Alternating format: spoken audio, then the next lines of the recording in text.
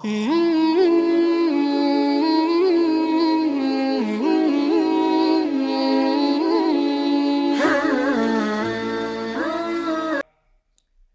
نحمده ونستعينه ونستغفره ونؤمن به ونتوكل عليه ونعوذ بالله من شرور أنفسنا ومن سيئات أعمالنا من يهده الله فلا مضل له ومن يضلل فلا هادي له ونشهد أن لا إله إلا الله وحده لا شريك له ونشهد أن محمدًا عبد الله ورسوله أرسله الله تعالى بالهدى ودين الحق ليظهره على الدين كله وكفى بالله شهيدا فصلى الله عليه وسلم تسليما كثيرا كثيرا أما بعد فإن أصدق الحديث كتاب الله وخير الهدي هدي محمد صلى الله عليه وسلم وإن شر الأمور محدثاتها وإن كل محدثة بدعة وكل بدعة ضلالة وكل ضلالة في النار. قال الله عز وجل في كتابه الكريم بعد أن أقول أعوذ بالله من الشيطان الرجيم إن ربك هو أعلم بمن ضل عن سبيله وهو أعلم بالمهتدين فلا تطع المكذبين ودوا لو تدهن فيدهنون ولا تطع كل حلاف مهين هماز مشاء بنميم مناع للخير معتد أثيم عتل بعد ذلك زنيم أن كان ذا مال وبنين رب اشرح لي صدري ويسر لي أمري واحلل عقدة من لساني يفقه قولي اللهم ثبتنا عند الموت بلا إله إلا الله واللهم اجعلنا من الذين آمنوا وعملوا الصالحات وتواصوا بالحق وتواصوا بالصبر آمين يا رب العالمين. রাসূল সাল্লাল্লাহু আলাইহি সাল্লামের নবুয়তের প্রথম বর্ষে সূরা কলম নাজিল হয়। অবস্থা তখনও কঠিন হয়নি, কুরাইশরা তখনও সহিংস হয়ে ওঠেনি, প্রকাশ্য হামলা শুরু হয়নি, অবস্থা তখনও এমন পরিমাণে আক্রমণাত্মক হয়নি যার কারণে রাসূল সাল্লাল্লাহু আলাইহি সাল্লামকে ঈমানদারদেরকে নিয়ে মদিনায় হিজরত করতে হবে। একসময় মক্কায় রাসূল সাল্লাল্লাহু আলাইহি সাল্লামের উদ্দেশ্যে একটি হত্যা চেষ্টাও হয়েছিল, কিন্তু এই সব কিছুর আগে প্রাথমিক যুগে নাজিলকৃত সূরাগুলোর একটি হল সূরা কলম। যে আয়াতগুলো আমি পাঠ করলাম তা সূরা কলমের অন্তর্ভুক্ত। মক্কায় যে বিভিন্ন ধরনের শত্রুর সম্মুখীন হতে হবে, তো আল্লাহ এখানে রাসূল সাল্লাল্লাহু আলাইহি সাল্লামকে সেই বিষয়ে প্রস্তুত করেছেন। আমাদেরকে এখানে প্রথমত মক্কার শত্রু এবং মদিনার শত্রুর মধ্যে পার্থক্য উপলব্ধি করতে হবে।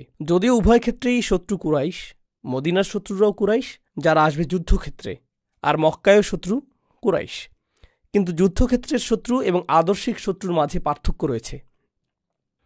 মক্কি যুগের কুরাইশরা হল প্রথমত এবং প্রধানত আদর্শিক শত্রু।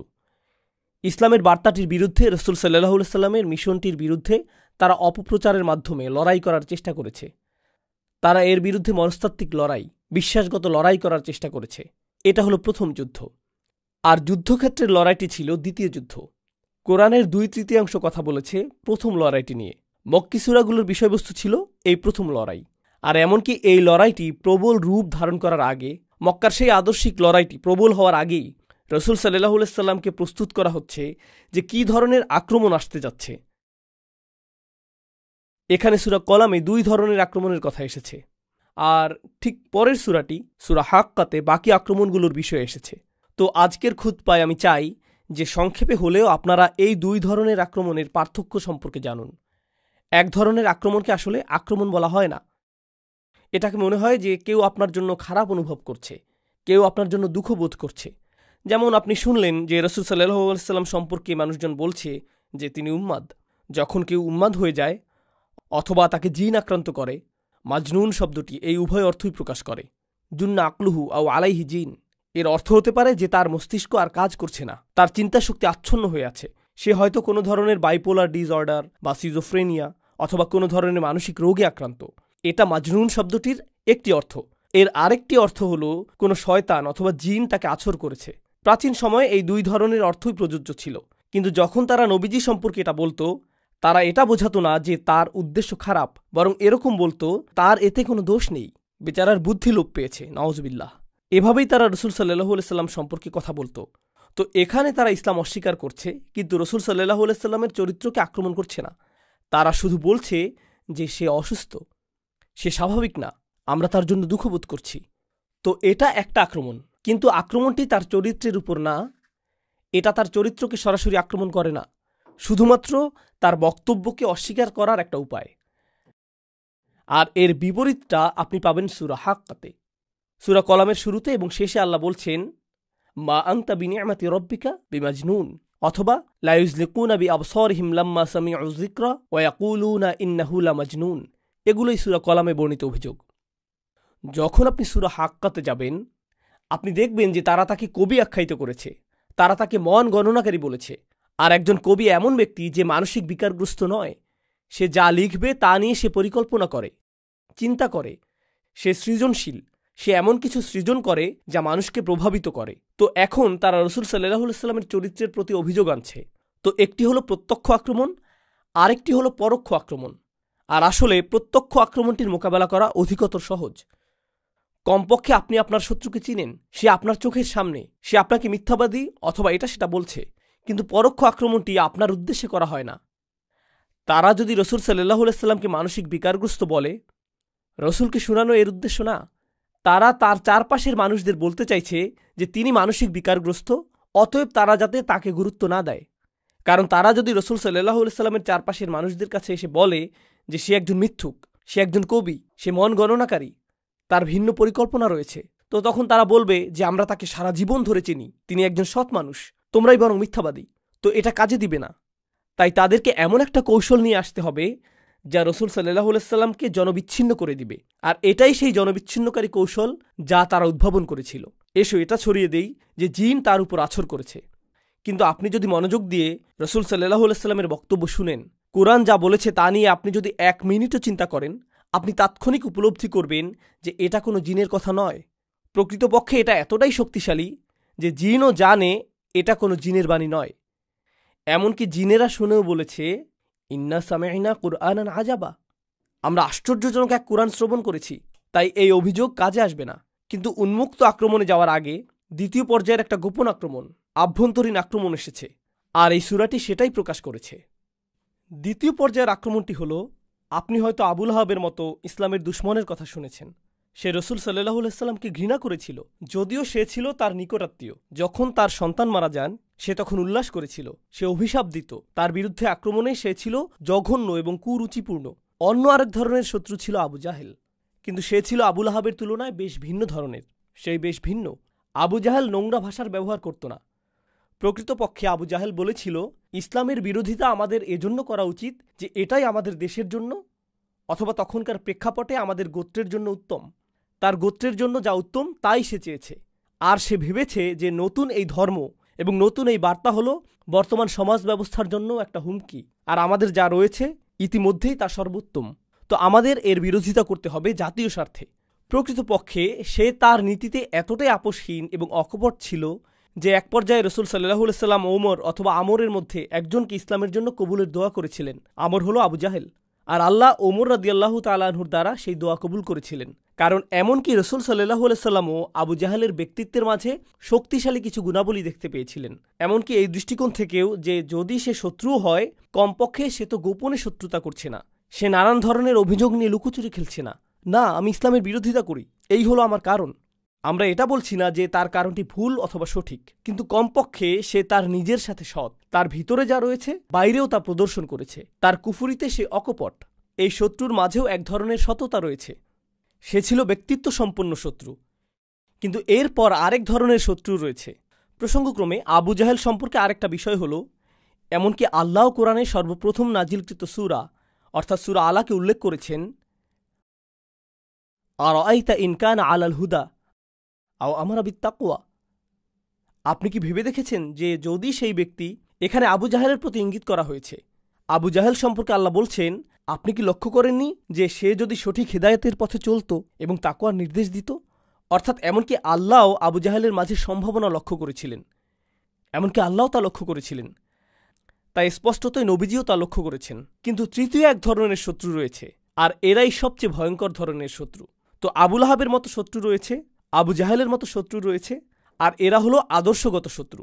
কিন্তু তৃতীয় ধরনের শত্রু হলো সবচেয়ে ভয়ঙ্কর শত্রু। কিভাবে আমরা জানতে পারি যে এরাই সবচেয়ে ভয়ঙ্কর শত্রু? এরা হলো উতবা ইবনে রাবিয়া অথবা ওয়ালিদ ইবনে মুগিরার মতো শত্রু। এই নামগুলো আপনাদের জন্য গুরুত্বপূর্ণ না, কিন্তু তাদের বৈশিষ্ট্যগুলো জেনে রাখা গুরুত্বপূর্ণ। তারা কেন এত ভয়ঙ্কর? কারণ একেবারে প্রথম দিকে রহিতে, প্রাথমিক সময়ে রহিতে আল্লাহ নবীজিকে এই তৃতীয় ধরনের শত্রুর ব্যাপারে সতর্ক করেছেন। এই লোকদের ব্যাপারে সতর্ক থাকবেন। কেন? কারণ তারা আপনার কাছে বন্ধু হিসেবে আসবে, আপনার কাছে শত্রু হিসেবে আসবে না।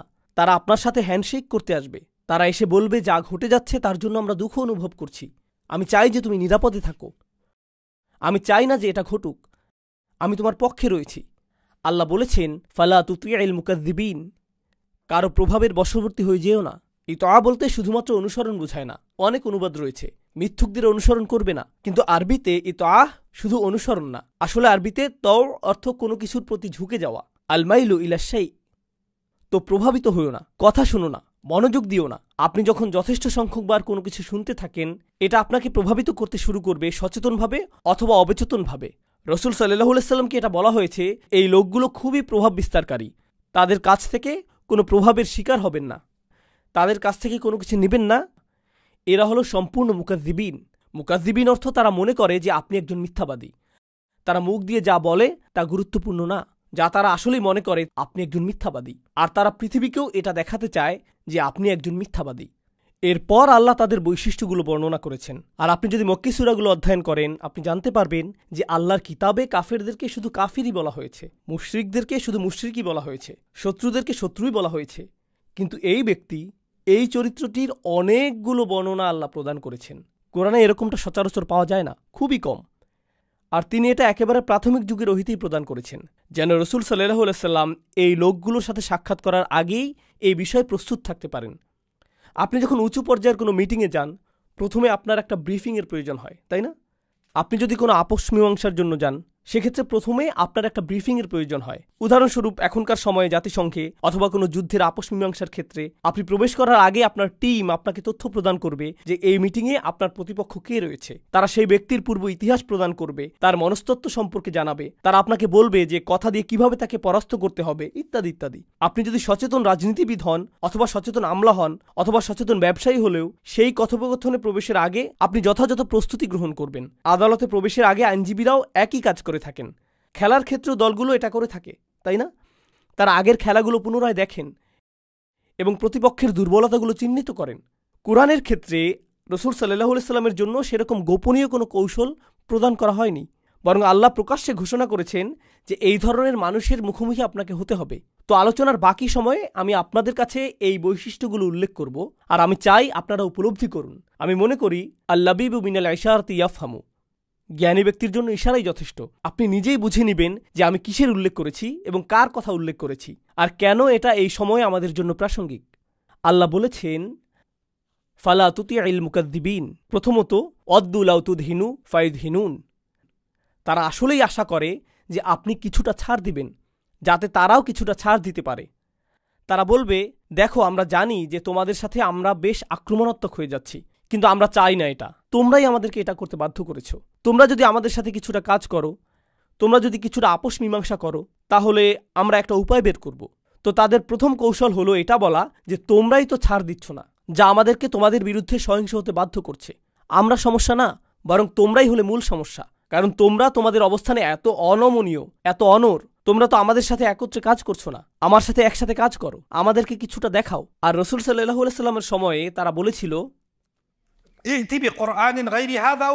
তুমি কি আরেকটা সূরা আনতে পারো? আগের সূরাটি বেশ অপমানজনক। দেখো, আগের সূরাটির কারণে আমরা বেশ খারাপ বোধ করছি, বিশেষত আমাদের নেতারা। পরের সূরাতে আমাদের নেতাদের প্রশংসা করে কিছু কি বলতে পারবে?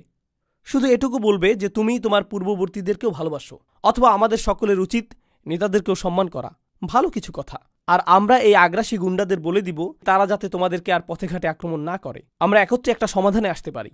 আমরা তোমাদেরকে চিনি, আমরা তোমাদেরকে পছন্দ করি, আমরা তোমাদেরকে এভাবে আক্রান্ত হতে দেখতে পারছি না। তো ওয়াদ্দু লাউ তুদহিনু ফায়ুদহিনুন ওয়ালা তুতি' কুল্লা হাল্লাফ।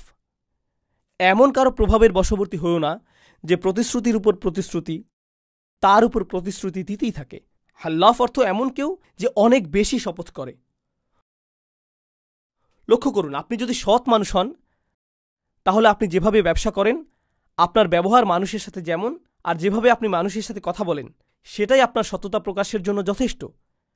আপনাকে আলাদাভাবে গিয়ে কাউকে রাজি করাতে হবে না। আল্লাহর শপথ, আমি সত্য কথা বলছি, আমি প্রতিজ্ঞা করছি জানেন কেন আপনাকে এতবার শপথ নিতে হচ্ছে? কারণ আপনার চরিত্র আপনাকে সৎ প্রমাণ করতে পারছে না, তাই আপনাকে বড় গলায় কথা বলতে হচ্ছে, আপনাকে অনেক বেশি প্রতিজ্ঞা করতে হচ্ছে, আপনাকে টেবিলে হাত চাপড়াতে হচ্ছে নিজের বক্তব্য জানান দেওয়ার জন্য, নিজের আন্তরিকতা প্রদর্শন করার জন্য, অন্যের দুঃখে আপনি কতটা দুঃখী তা দেখানোর জন্য। আল্লাহ বলেছেন, এমন লোকদের ব্যাপারে সতর্ক থাকো যারা বেশি বেশি প্রতিজ্ঞা করে, হাল্লাফ। তারপর তিনি বলছেন মাহিন, ওয়ালা তুতি কুল্লা হাল্লাফিম মাহিন। আরবিতে মাহান অর্থ হল আদ্দাফ, আরবিতে আমহানাহু অর্থ আসলে আদ্দাফাহু, অর্থাৎ কাউকে দুর্বল করে ফেলা।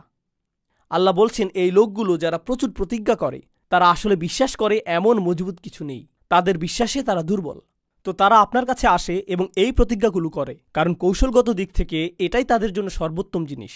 আগামীকাল যখন কৌশল পরিবর্তন হয়ে যাবে, তারা আপনাকে গতকালকের জমানো ময়লার মতো ছুঁড়ে ফেলে দিবে এবং অন্য কারো সাথে প্রতিজ্ঞা করবে। এর পরের দিন তারা আবার অন্য কারো কাছে গিয়ে প্রতিজ্ঞা করবে। তারা এমন কিছুকে ধরে রাখছে না যা তাদের কোনো চারিত্রিক বৈশিষ্ট্য, মূলনীতি অথবা আদর্শের মাঝে আটকে রাখছে।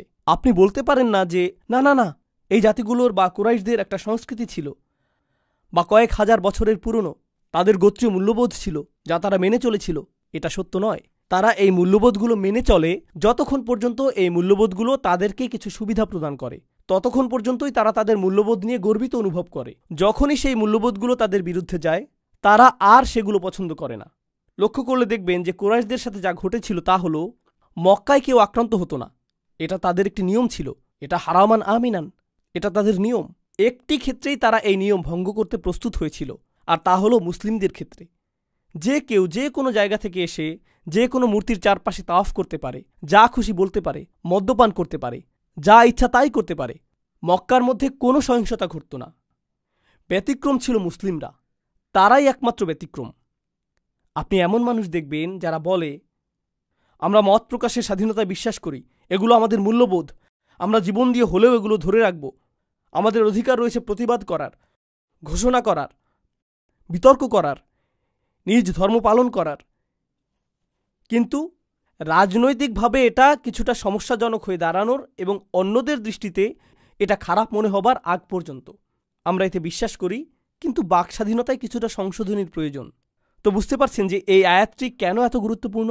তারা অনেক বেশি প্রতিজ্ঞা করে থাকে, কিন্তু কোনো কিছুতেই তারা প্রকৃতপক্ষে বিশ্বাস করে না, কিছুতেই না। তবে তারা একটা বিষয় ঠিকই বিশ্বাস করে, যা পরবর্তীতে আলোচনায় আসবে।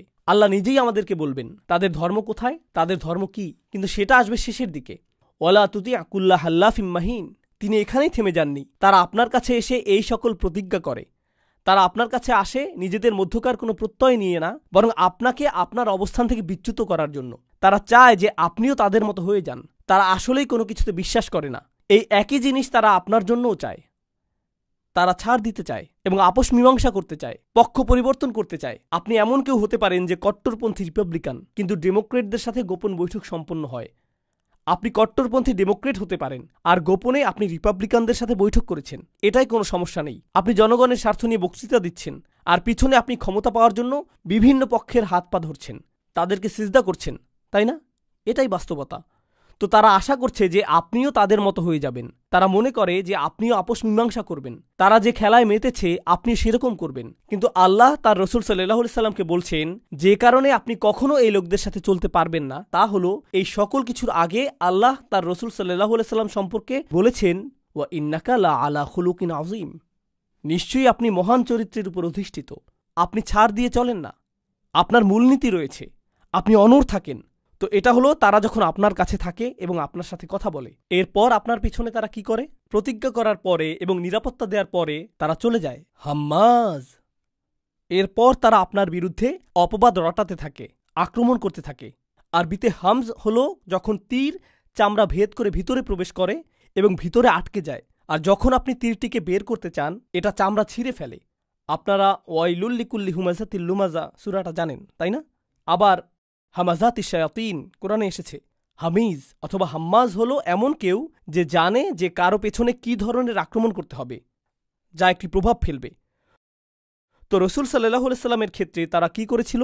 সবাই তো নবীজিকে পছন্দ করত। রসুল সাল্লাল্লাহু আলাইহি সাল্লাম নবুয়তের ঘোষণা দেওয়ার আগে, তিনি যে রসুল তা ঘোষণা করার আগে 40 বছর ধরে তিনি মক্কার অধিবাসী ছিলেন। ভালো মানুষ হিসেবে মক্কায় ছিলেন। ব্যবসার মাধ্যমে মানুষ তাকে চিনত, আত্মীয়তার কারণে মানুষ তাকে চিনত, বন্ধু হিসেবে মানুষ তাকে চিনত। এখন আপনি মানুষের মাঝে তার ব্যাপারে খারাপ ধারণা সৃষ্টি করবেন, এটা তো কাজ করবে না।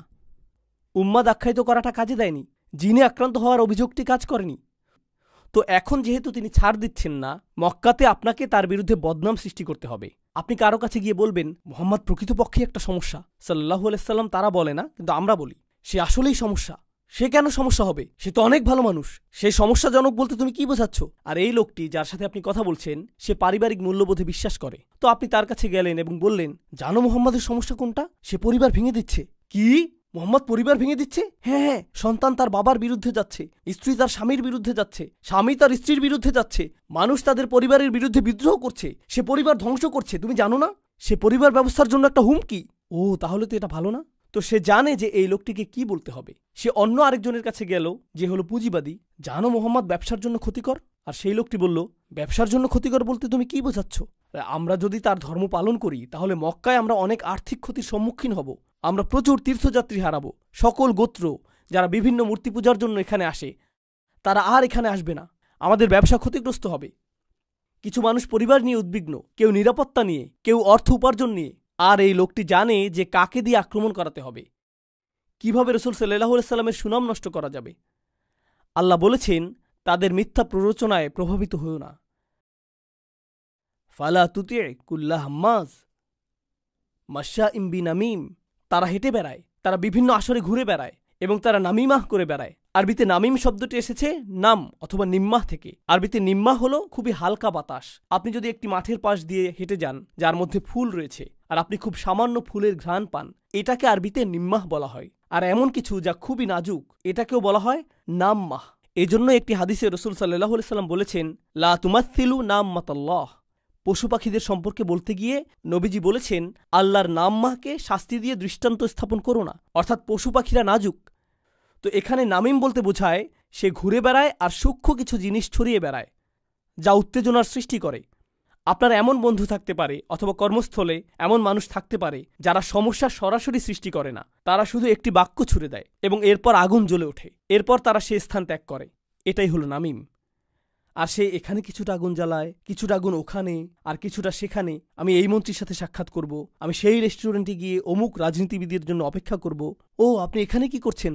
আপনার সাথে সাক্ষাৎ হয়ে ভালো লাগলো। সে কিন্তু এতটা সময় ধরে অপেক্ষা করেছিল শুধু একটি বাক্য প্রয়োগ করার জন্য। অন্য কেউ বিষয়টা খেয়ালও করবে না, যেটা প্রচ্ছন্ন অপপ্রচার। তো একটি হলো হাম্মাজ, উন্মুক্ত আক্রমণ, ঠিক সেই তীরের মতো যা বিদ্ধ করে। আরেকটা হলো মাশাইম বিনামিম, বিভিন্ন পক্ষের মাঝে উত্তেজনা সৃষ্টির জন্য ছোট ছোট বাক্য ছড়িয়ে ঘুরে বেড়ানো। এটা বেশ জঘন্য অপপ্রচারের কৌশল। যে এটা করছে সে তার কাজে বেশ দক্ষ। আর রাসূল সাল্লাল্লাহু আলাইহি সাল্লাম যেহেতু অকপটভাবে তার দাওয়াতি কাজ করছেন, তার অগোচরে এই মানুষগুলোর নেটওয়ার্ক তার কাজকে নস্যাৎ করার চেষ্টায় রত, ফলে তার চিন্তিত হওয়ার কথা। আর আল্লাহ বলছেন, লা তুতি', এটা নিয়ে চিন্তা করবেন না। তারা যে খেলা খেলছে তা আমি আপনাকে বলে দিচ্ছি। ওয়ালা তুতি' কুল্লা হাল্লাফিম মাহিন হাম্মাজিম মাশাইম বিনামিম।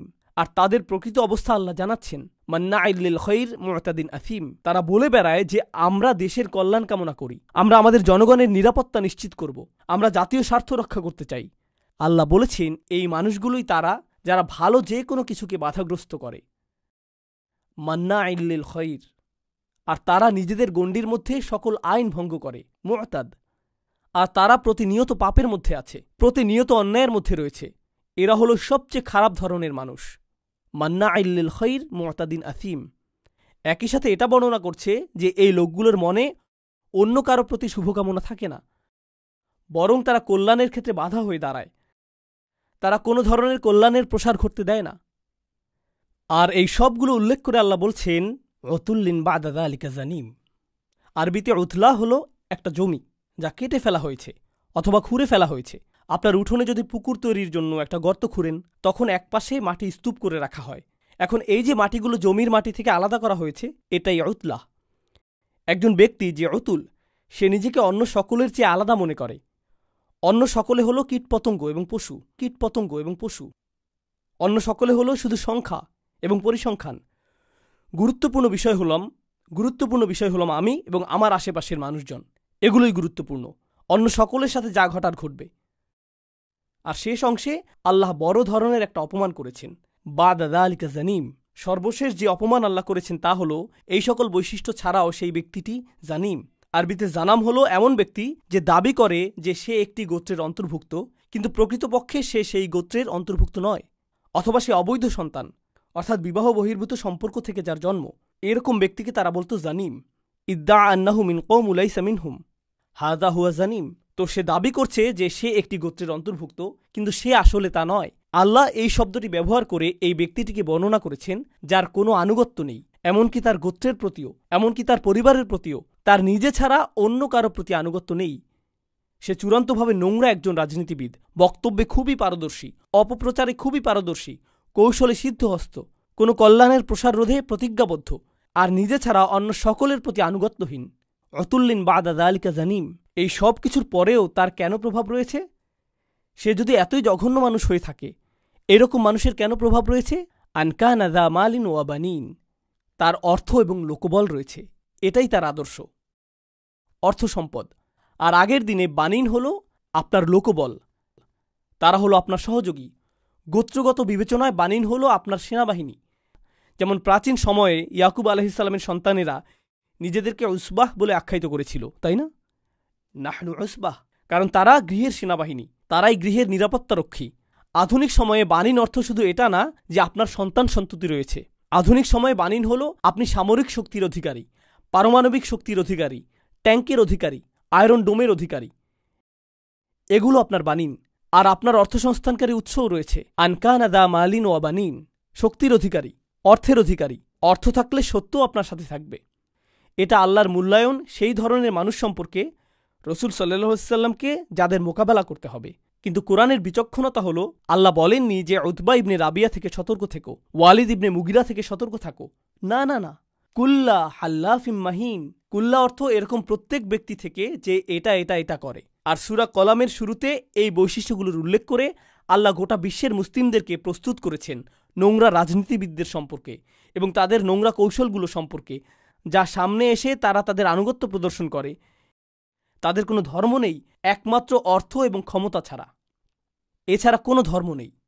সেই প্রভাবের বশবর্তী হবেন না, নিজেদের অবস্থানে মজবুত থাকুন। এই বার্তাটি সূরার শুরুতে আল্লাহ রসুল সাল্লাল্লাহু আলাইহি ওয়াসাল্লাম সম্পর্কে প্রদান করেছেন। শেষ একটি বিষয় আপনাদের বলবো যা অবাক করার মতো। কোরআন তখনও মক্কায় ছড়িয়ে পড়েনি। রসুল সাল্লাল্লাহু আলাইহি ওয়াসাল্লামের উপর নাজিলকৃত প্রথম 5টি ওহীর একটি সম্ভবত সূরা কলাম। এটি একেবারে শুরুর দিকের প্রাথমিক ওহীগুলোর একটি।